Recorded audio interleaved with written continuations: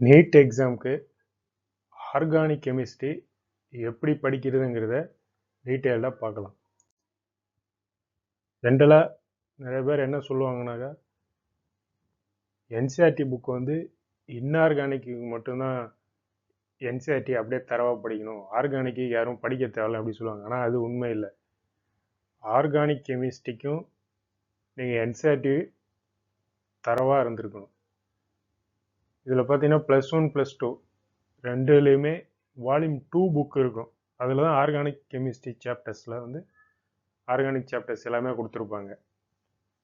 45 கொஸ்டினில் organic chemistry வந்து ஒரு ஆவரேஜாக 15 கொஸ்டின்ஸ் வரும்.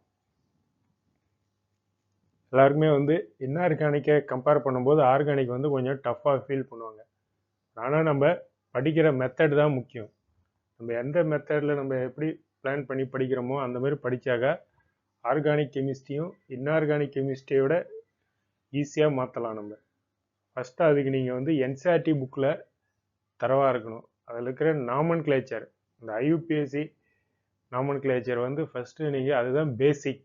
அதை நீங்கள் தரவாக படிச்சிருந்தா தான் ஆர்கானிக் கெமிஸ்ட்ரி உங்களுக்கு வந்து ஈஸியாக இருக்கும். அந்த பேசிக் கான்செப்ட்ஸ் ரொம்ப முக்கியம்.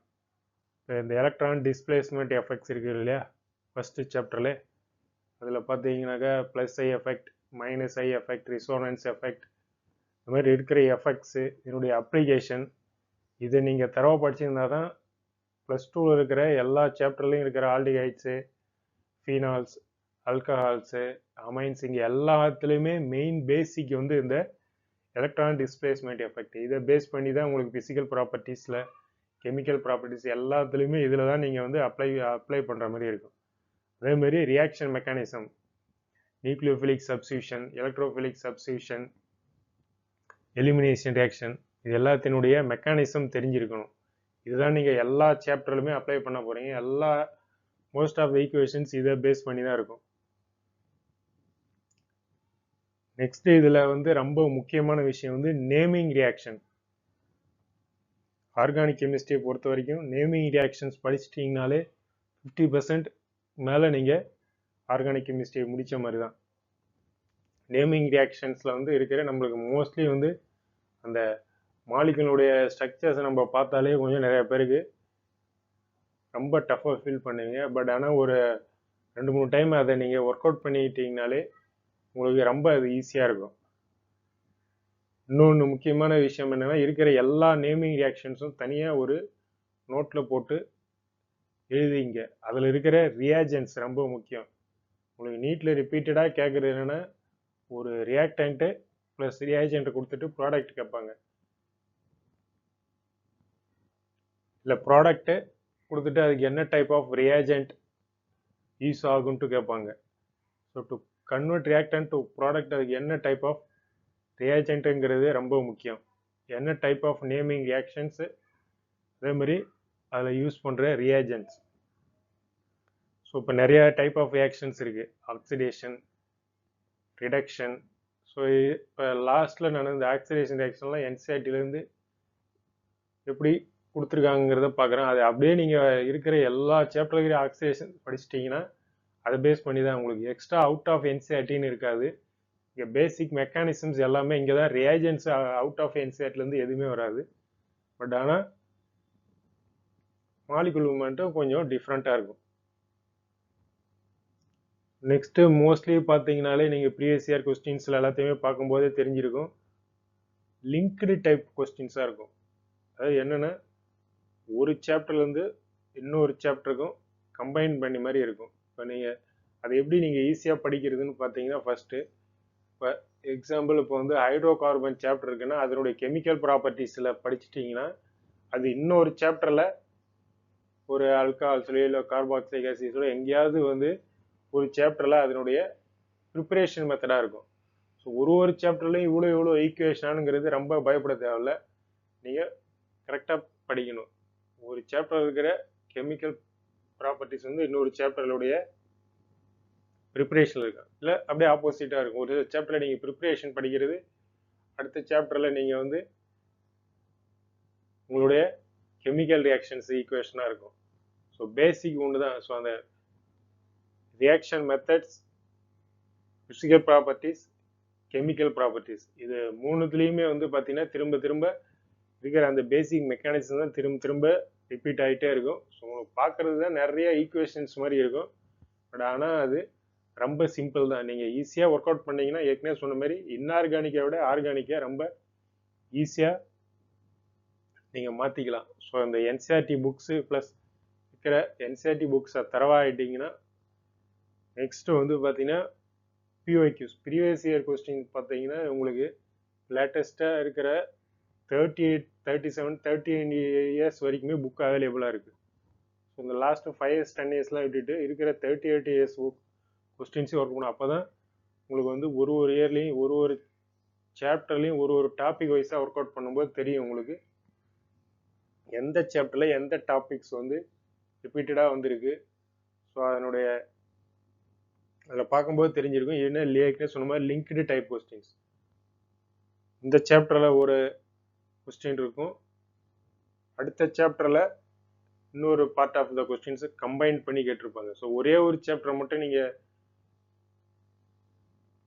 படிச்சிருந்தீங்கன்னா ஆன்சர் பண்ண முடியாது. அதே ஒரே சாப்டரில் கூட ஒரு ப்ரிப்பரேஷன் மெத்தடில் ஒரு பார்ட் இருக்கும், ப்ளஸ் அதனுடைய கெமிக்கல் ரியாக்ஷன்ஸ் மெத்தடோடைய ஒரு பார்ட்டும் இருக்கும். ஸோ ஒரே ஒரு சாப்டரை மட்டும் படிச்சுட்டு போனீங்கனால சரி வராது. ஸோ எல்லா சாப்டரையும் கம்பைன் பண்ணி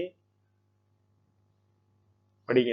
அப்போ தான் உங்களுக்கு வந்து ஈஸியாக இருக்கும். எல்லாத்தையுமே வந்து ஒரு நோட்டில் தனித்தனியாக நேமிங் ரியாக்ஷன்ஸ் தனியாக ப்ளஸ் ரியாஜென்ட், இந்த ரியாஜென்ட்டை பார்த்த உடனே உங்களுக்கு தெரியணும் இது என்ன, எந்த நேமிங் ரியாக்ஷனில் வருது, இது என்ன டைப் ஆஃப் ரியாக்ஷன், ஆக்சிடேஷனா ரிடக்ஷனான்னு உங்களுக்கு அதை பார்த்த உடனே தோணணும். அந்த அளவுக்கு நீங்கள் வந்து நோட்ஸ் ப்ரிப்பேர் பண்ணி வச்சுருக்கணும். பிஓக்யூ முடிச்சிட்டிங்கன்னா நெக்ஸ்ட் நீங்கள் ஏதாவது ஒரு இன்ஸ்டியூட்டில் படிக்கிறீங்கன்னா அந்த இன்ஸ்டியூட்டில் கொடுத்துருப்பாங்க உங்களுக்கு மெட்டீரியல். அந்த மெட்டீரியல் இருக்கிறத லெவலாக கொடுத்துருப்பாங்க. லெவல் 1, லெவல் 2, லெவல் 3, ஸோ அந்த மாதிரி கொடுத்துருப்பாங்க. So first level 1 work out பண்ணும்போது கொஞ்சம் ஈஸியாக இருக்கும். ஸோ ஃபஸ்ட்டு அதை பண்ணும்போது உங்களுக்கு ஒரு கான்ஃபிடென்ட் லெவல் உருவாகும். எடுத்த உடனே அட்வான்ஸ் லெவல் கொஸ்டின்லாம் எடுத்து வச்சு ஒர்க் அவுட் பண்ணாதீங்க. ஸோ ஃபஸ்ட்டு நீட் லெவலுக்கு இருக்கிற பிஓக்யூஸ் ஃபஸ்ட்டு நீங்கள் எந்த பிராண்ட் வேணாலும் வாங்கி யூஸ் பண்ணுங்கள். எம்டிஜி இல்லை திஷா பப்ளிகேஷன், செங்கேஜி, பியர்சன், எந்த பிராண்டு கிடைச்சாலும் பரவாயில்ல. நீங்கள் பட் எல்லா கொஸ்டின்ஸும் ஒர்க் அவுட் பண்ணி பாருங்கள். ஒரு டைமுக்கு 2 டைம் 3 டைம் ஒர்க் அவுட் பண்ணுங்கள். ஒரே ஒரு டைம் போட்டாச்சே போதுன்ற மாதிரி விட்டுறாதீங்க.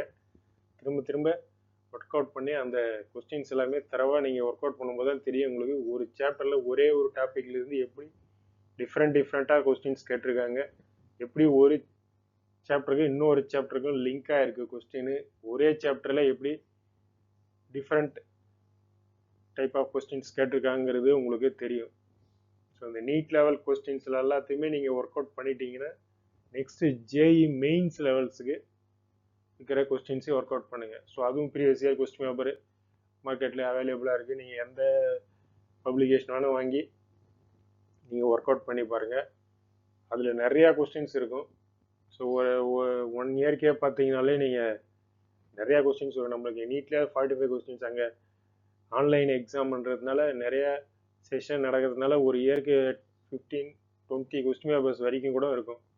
ஸோ அதெல்லாமே நீங்கள் ஒர்க் அவுட் பண்ணி பார்த்தீங்கனாலே உங்களுக்கு அதை தாண்டி உங்களுக்கு டிஃப்ரெண்ட்டாக அதை தாண்டி உங்களுக்கு எந்த கொஸ்டின்ஸுமே வராது. ஸோ ஒரு சாப்டர் ப்ளஸ் அந்த சாப்டரில் இருக்கிற டாப்பிக்கில் இருக்கிற கொஸ்டின்ஸ். ஸோ இப்போ ஜென்ரல் ஆர்கானிக் கெமிஸ்ட்ரி பேசிக் பிரின்சிபல்ஸ் நீங்கள் பார்த்தீங்கன்னா இந்த பியூரிஃபிகேஷன் காம்பவுண்ட்ஸ்லாம் வந்து கம்பல்சரி கொஸ்டின் கேட்டு தான் இருப்பாங்க. அதெல்லாம் ரொம்ப ஈஸியாக இருக்கும். அப்புறம் இந்த ஐசோமரிசம் இப்போ இந்த லாஸ்ட் 2025 பார்த்தீங்கன்னா கொஞ்சம் ஐசோமரிசத்தில் கொஞ்சம் டஃப்பான கொஸ்டின்ஸும் கேட்டிருந்தாங்க அட்வான்ஸ் லெவலுக்கு கூட. ஸோ 1 or 2 கொஸ்டின்ஸு அப்படி இருக்கிறத வந்து நீங்கள் வெறும் நீட் லெவலுக்கு மட்டும் அந்த மாதிரி கொஸ்டின் கேட்டிருக்க மாட்டாங்க. ஸோ அதுதான் நம்ம வந்து என்ன சொல்கிறோன்னா ஜேஇ மெயின்ஸ் லெவல்ஸ்லேயும் இருக்கிற பிஓக்யூஸை ஒர்க் அவுட் பண்ணி பாருங்கள். நான் ஃபஸ்ட்டு நீட் லெவலில் இருக்கிற கொஸ்டின்ஸை ஒர்க் அவுட் பண்ணிட்டு தான் நீங்கள் ஜேஇ மெயின்ஸ் போகணும். எடுத்தோடனே நீங்கள் ஃபஸ்ட்டு ஹைட்ரோகார் சாப்டர்லேயே நீங்கள் வந்து ஜேஇ அட்வான்ஸ் லெவல் நான் ஒர்க் அவுட் பண்ண பாறேன் அப்படின்னு சொல்லிட்டு நீங்கள் அங்கேயே டைமை வேஸ்ட் பண்ணாதீங்க. ஏன்னா அந்த மாதிரி கொஸ்டின்ஸ் 1 or 2 கொஸ்டின்ஸ் தான் வரும். ஃபஸ்ட்டு நமக்கு வந்து 15 கொஸ்டின்ஸ் ஆர்கானிக் கெமிஸ்ட்ரியில் ஆவரேஜாக வருதுன்னா ஒரு 12 to 13 கொஸ்டின்ஸை வந்து ஈஸியாக ஆன்சரபிள் தான் இருக்கும். 1 or 2 கொஸ்டின் தான் டஃப்பாக இருக்கும். ஸோ அதுக்காக நம்ம எல்லாத்தையுமே அட்வான்ஸ் லெவலில் ஒர்க் அவுட் பண்ணுறதுலாம் இருக்க முடியாது. லாஸ்ட்டாக இதெல்லாம் முடிச்சுட்டு தான் நம்ம கொஞ்சம் டஃப்பான லெவல் 3 லெவல் 4ன்னு இருக்கும். ஸோ அந்த மாதிரி கொஸ்டின்ஸை ஒர்க் அவுட் பண்ணுங்க. ஸோ எடுத்த உடனே அட்வான்ஸ் லெவல் கொஸ்டின்ஸ் எல்லாம் போயிடாதீங்க. டஃப்பான கொஸ்டின்லாம் நீங்கள் ஒர்க் அவுட் பண்ணீங்கன்னாக்கா உங்களுக்கு வந்து கான்ஃபிடென்ட் லெவலே இருக்காது. ஃபர்ஸ்ட் நீட் லெவல், அதுக்கப்புறம் தான் நீங்கள் வந்து ஜேஇ மெயின்ஸுக்கே போகணும். ஸோ அப்படி ஒர்க் அவுட் பண்ணும்போது உங்களுக்கு ஈஸியாக 15 கொஸ்டின்ஸ் ஒரு ஆவரேஜாக வருதுன்னா ஈஸியாக 15 கொஸ்டின்ஸும் ஆன்சர் பண்ணலாம். இன்ஆர்கானிக்கை விட உங்களால் ஆர்கானிக்கை ரொம்ப ஈஸியாக மாற்ற முடியும். ஆனால் கம்பைன் பண்ணி படிக்கணும். ஒரு சாப்டர்லேயும் ஒரு சாப்டர் எப்படி லிங்க் ஆகிருக்குங்கிறது உங்களுக்கு தெரியும். ஸோ இப்போ ஒரே ஒரு இதுக்கு மட்டும் நான் சொல்கிறேன் பாருங்க. இப்போ ஆக்சிடேஷன், எத்தனை டைப் ஆஃப் ஆக்சிடேஷன்ஸ் இருக்குது. ஸோ இப்போ ஹைட்ரோகார்பனில் அல்கீன்ஸுங்கிற சாப்டரில் ஒரு ஆக்சிடேஷனுங்கிற டாப்பிக்கில் இருக்குது பாருங்க, ஆக்சிடேஷன். ஸோ இங்கே என்ன டைப் ஆஃப் ரியாஜென்ட்டு உங்களுக்கு வந்து இதெல்லாம் ரிப்பீட்டடாக கேட்ட கொஸ்டின் இந்த மாதிரி இருக்கிறதெல்லாம். இப்போ ப்ரோபைன் 2,1 எப்படி ப்ரொடியூஸ் ஆகுது, அங்கே என்ன டைப் ஆஃப் ரியாஜென்ட் யூஸ் பண்ணியிருக்காங்க. ஸோ அதே மாதிரி ஆக்சிடேஷன் ஆஃப் ஆல்கஹால்ஸ், இப்படி ஆல்டிஹைடு கார்பாக்சிலிக் ஆசிட் எப்படி ஃபார்ம் ஆகுதுங்கிறது. அது ஸ்ட்ராங் ஆக்சிடைசிங் ஏஜென்ட்டாரா for primary alcohol, for secondary alcohol. இங்கே ரியாஜென்ட்ஸ் ரொம்ப முக்கியம், பிசிசி. ஸோ அந்த மாதிரி என்னென்ன டைப் ஆஃப் வருதுன்றது ரொம்ப முக்கியம். அதே மாதிரி secondary alcohols by chromic anhydrate. So இப்போ ரியாஜென்ட்டை பார்த்த உடனே தெரியணும் உங்களுக்கு இது எந்த டைப் ஆஃப் ஆல்கஹாலுக்கு யூஸ் ஆகும், பிரைமரி ஆல்கஹாலா செகண்டரி ஆல்கஹாலாங்கிறது. ஸோ அதே மாதிரி டெர்ஷியரி ஆல்கஹால்ஸுக்கு ஆக்சிடேஷன் ஆஃப் ஃபீனால்.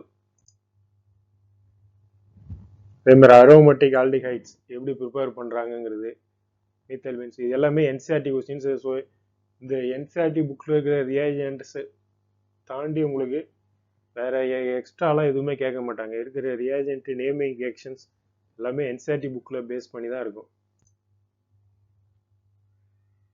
ஸோ அதேமாரி இந்த நேமிங் ரியாக்ஷன்ஸ்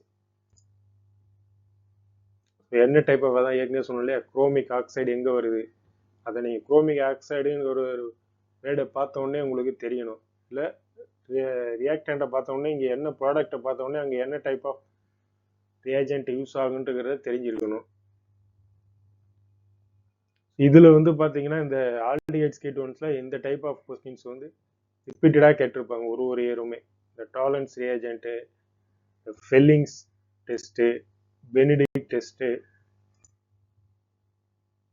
அதே மாதிரி இந்த ஹேலோ ஃபார்ம் ரியாக்ஷன், இதெல்லாம் பார்த்தீங்கன்னா ரிப்பீட்டடாக கொஸ்டின்ஸ் கேட்டுக்கிட்டே இருப்பாங்க.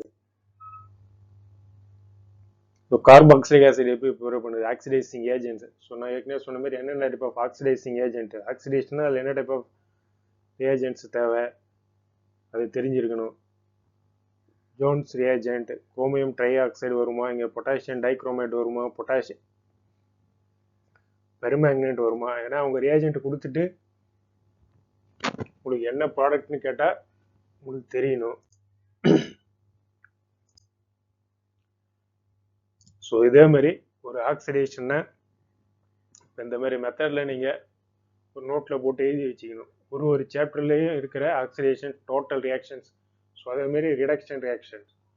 ஸோ அதே மாதிரி ஒன்று நேமிங் ரியாக்ஷன். ஸோ அதுமாதிரி தனித்தனியாக பிரித்து எழுதுங்க. எதெல்லாம் வந்து இன்னொரு முக்கியமான விஷயம், இங்கே என்னென்னலாம் எலக்ட்ரோஃபைல்ஸ், எங்கெல்லாம் இங்கே நியூட்ரோஃபைல்ஸ், இதெல்லாம் ரொம்ப நியூக்ளியோஃபில்ஸ், எலக்ட்ரோஃபைல் நியூக்ளியோஃபில், இது எங்கெங்கெல்லாம் வருது அது ரொம்ப முக்கியம். மெக்கானிசம் தெரிஞ்சிருந்தால் தான் இதை வந்து உங்களுக்கு பண்ண முடியும். ஸோ அதனால் மெக்கானிசம் ரொம்ப முக்கியம். ஏன்னா நீங்கள் ப்ரீவியஸ் கொஸ்டின் வேலை பார்த்தாலே தெரியும் இது என்ன, இங்கே இந்த ரியாக்ஷன்ஸில் என்ன எலக்ட்ரோஃபில்னு கேட்டிருப்பாங்க.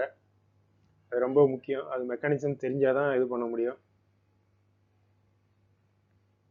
அதனால தான் நான் ஏற்கனவே சொன்ன மாதிரி நியூக்ளியோஃபிலிக் சப்ஸ்டியூஷன், எலக்ட்ரோஃபிலிக் சப்ஸ்டியூஷன் ரியாக்ஷன்ஸ்லாம் என்னென்ன டைப், எந்தெந்த எக்ஸாம்பிள்ஸ்லாம் வருதுன்னு ஒரு நீட்டாக ஒரு பேப்பரில் போட்டு எழுதி நோட்டில் வச்சுட்டிங்கனாக்கா உங்களுக்கு ரொம்ப ஈஸியாக இருக்கும். ஸோ நான் சொன்ன மெத்தடெலாம் ஃபாலோ பண்ணிங்கனாக்கா ஏற்கனவே நீங்கள் பார்த்தீங்கன்னா நல்லா ஸ்கோர் பண்ணுவாங்க. எல்லாருமே இந்த மெத்தடை தான் ஃபாலோ பண்ணியிருப்பாங்க. ஸோ அப்போ தான் உங்களுக்கு வந்து ஆர்கானிக் கெமிஸ்ட்ரியுமே வந்து ரொம்ப ஈஸியாக மாற்ற முடியும். இன்ஆர்கானிக்கோட ஈஸியாக மாற்றணும். இதான் மெத்தட். நோட்டில் வந்து தனித்தனியாக ஒரு சாப்டர் வைஸ்லேயும் இருக்கிறது, உங்களுக்கு எது கம்ஃபர்டபுளாக இருக்குது அப்படியும் வாங்க. சப்போஸ் சாப்டர் வைஸ் நீங்கள் எழுதுனாலும் எழுதுங்க, இல்லை இந்த நான் சொன்ன மாதிரி தனித்தனியாக நீங்கள் நியூக்ளியோஃபிலிக் சப்ஸ்டியூஷன் ரியாக்ஷன் போட்டிங்கன்னா அதில் என்னென்ன ரியாக்ஷன்ஸ்லாம் வருது, நீங்கள் haloform halo alkanes halo ரின்ஸில் பார்த்தீங்கன்னா நிறையா கொடுத்துருப்பாங்க. ஸோ அதை பேஸ் பண்ணியும் போடுங்க. ஸோ இப்படி ஒர்க் அவுட் பண்ணும்போது உங்களுக்கு ஆர்கானிக் கெமிஸ்ட்ரி வந்து ரொம்ப ஈஸியாக இருக்கும். ஸோ எல்லா கொஸ்டின்ஸுமே ஈஸியாக ஆன்சர் பண்ணிடலாம். நீங்கள் எந்த அளவுக்கு பயாலஜியும் கெமிஸ்ட்ரியும் ஆன்சர் பண்ணீங்களோ அந்த அளவுக்கு ஃபிசிக்ஸில் 1 or 2 கொஸ்டின்ஸ் கொஞ்சம் டஃப்பாக இருக்குது, டைம் பார்த்துலாம் கூட பரவாயில்ல. பட் இதெல்லாம் அதிக டைம் கன்சியூம் ஆகாத கொஸ்டின், ஈஸியாகவும் முடிச்சிடலாம்.